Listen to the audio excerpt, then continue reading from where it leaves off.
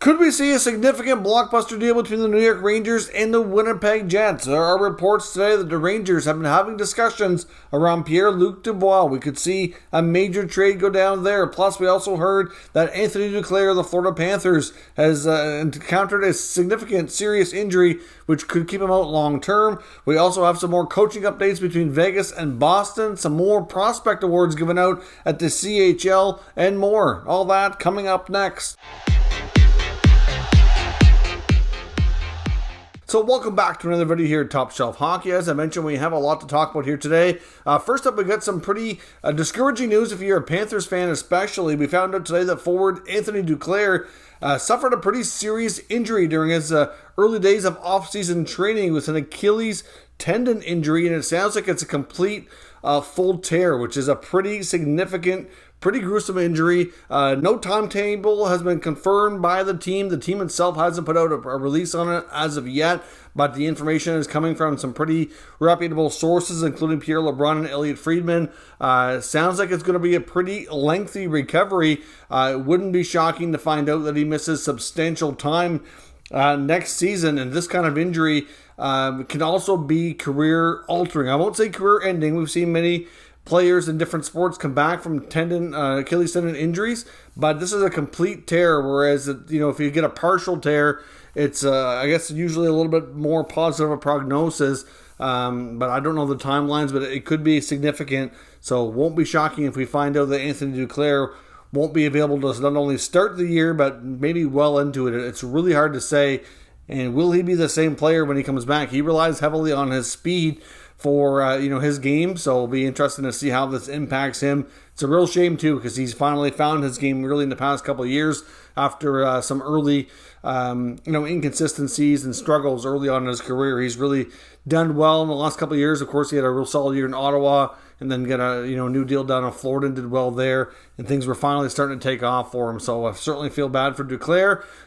Hopefully it's not maybe as bad as they feared in the beginning, and we'll hopefully get some better prognosis, but things don't sound overly great right now. On the coaching front, we got word from the Vegas Golden Knights that we talked a few days ago that it sounded like they were going to be adding Sean Burke, but that's been officially announced now. They've announced Sean Burke as the director of goaltending, so that's a role he's had before with the Arizona Coyotes, so he should be right at home into that kind of job. And they have also added longtime NHL coach John Stevens as an assistant coach as well under Bruce Cassidy, the new head coach in Vegas. So obviously John Stevens has been an assistant coach on numerous occasions, a long time, and he's also been a head coach on a few occasions as well. So a very well-experienced hockey guy there to add to the Golden Knights staff. So we'll get to see how this all works out for them. And in the Boston Bruins case, speaking of Cassidy and his old vacancy now, the Boston Bruins, Joe McDonald, who's really had the scoop on this since the beginning, is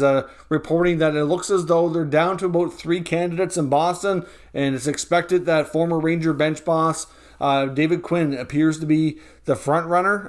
It seems like Jay Leach and Penguin assistant Mike Vellucci also appears to be one of the finalists as well, with many expecting Quinn to most likely get the job. Of course, he does have history being the former college coach of defenseman Charlie McAvoy.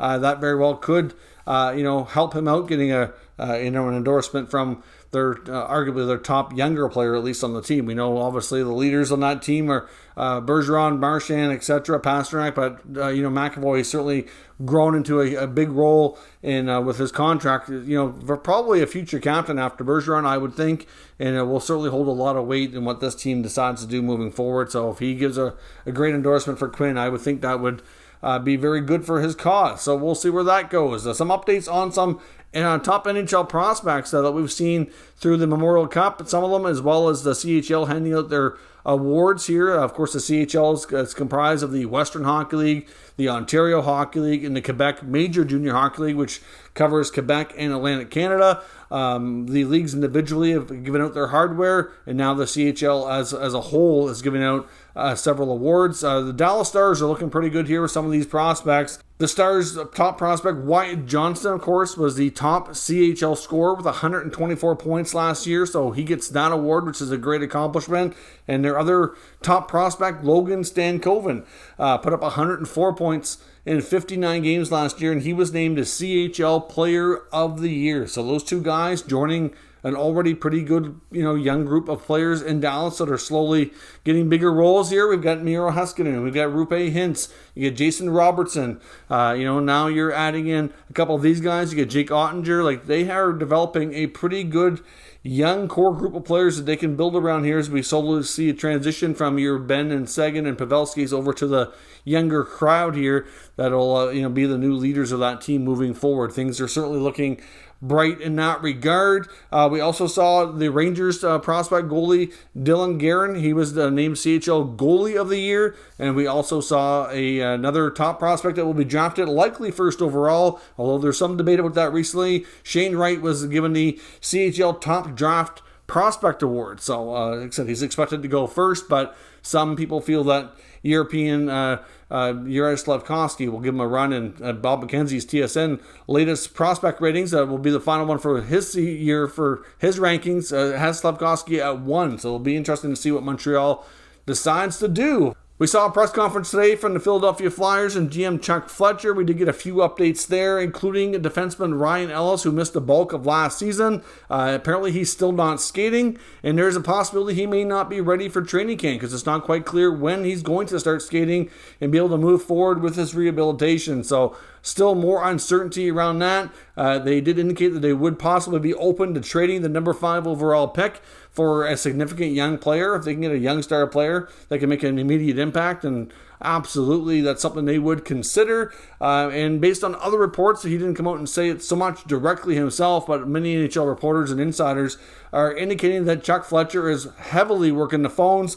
They made mention that if you thought he was busy a few years ago back when they tried to do a retool, that expect to be even more so this year. They are actively working really hard trying to find ways to shed some salary so they can actively make a big splash between a few trades and free agency. So expect the Flyers to be one of the wild and wacky teams to be watching here as the silly season, as we call it, gets fully underway. It's quite likely we're going to see some trades and free agent signings here that are going to, probably greatly change the landscape of the NHL. I think it's going to be a very active year for sure. Now, on to the other big rumor of the day. RDS is reporting that, of course, and RDS is the French version of TSN here in Canada, indicates that there's trade talks taking place between the Winnipeg Jets and the New York Rangers regarding top center Pierre-Luc Dubois. Now, we know the situation on Dubois, at least if you're not familiar, we've talked about it on the channel here recently.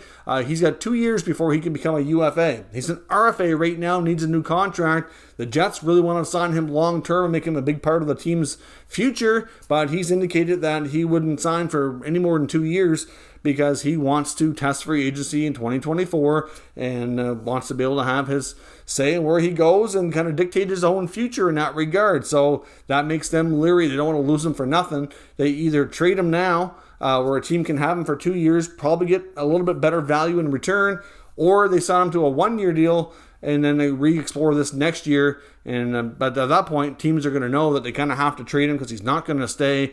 Might impact what they get on him, I don't know. Could be a deadline deal as well if Winnipeg's not in the playoff hunt.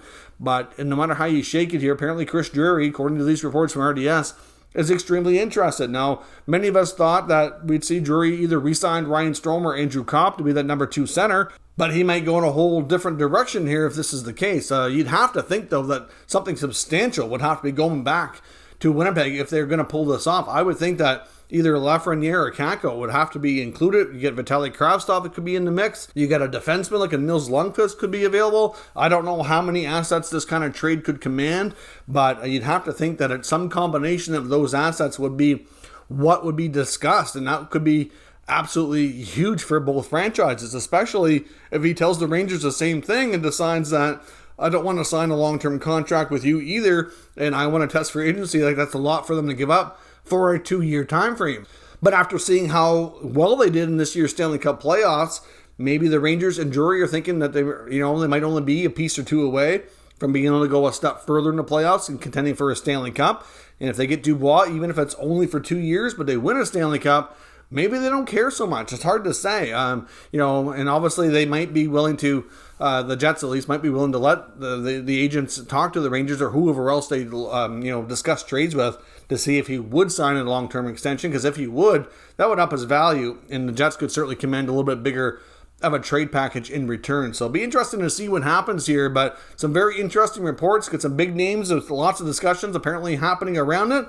We could see some pretty big activity here, even days ahead of the draft. And like I said, even Darren Dreger was reporting as well earlier that he's talked to a number of NHL executives around the league, and they're all reporting to him that it's going to be probably a pretty crazy offseason with all kinds of activity between free agency and trades, etc. So I encourage you to stay tuned. We'll keep you up to date with all the latest news, rumors, and analysis of all 32 NHL teams. And if there is any more trade activity or anything major to report on tonight, we'll be back with another video. Thank you very much for watching, and I will catch you next time.